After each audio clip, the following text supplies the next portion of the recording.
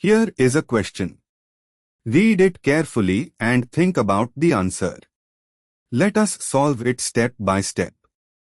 Let us begin solving this step by step. The structure shown is glutaric acid, pentanedioic acid, hook CH2 CH2 CH2 CHO A1 5 diacid with a CH2 branch making it a 5-carbon diacid. Moving on to the next step. Heating a dicarboxylic acid with BaCO3, barium carbonate, a mild base thermal catalyst, causes pyrolytic decarboxylation and cyclization. For glutaric acid, A1, 5 diacid, this gives cyclopentanone, a 5-membered ring ketone, as product A. The reaction proceeds via formation of a barium salt intermediate that undergoes intramolecular ketone formation with loss of CO2 and water. Moving on to the next step.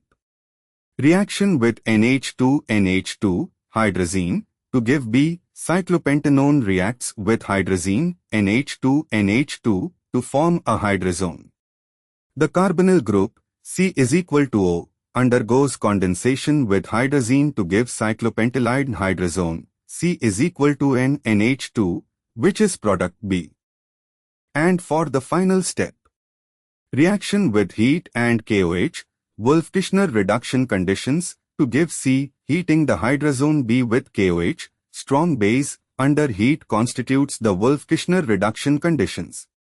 This converts the C is equal to NH2 group to CH2 with loss of N to reducing the ketone to the corresponding hydrocarbon. Cyclopentylide hydrazone is thus converted to cyclopentane, C. A. CH3, CH is equal to CH, CH2 is an open-chain compound, not formed from this cyclic pathway.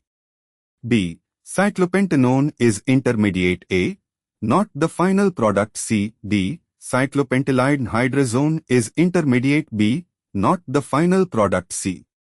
Therefore, the correct answer is C. Therefore, the correct answer is option C.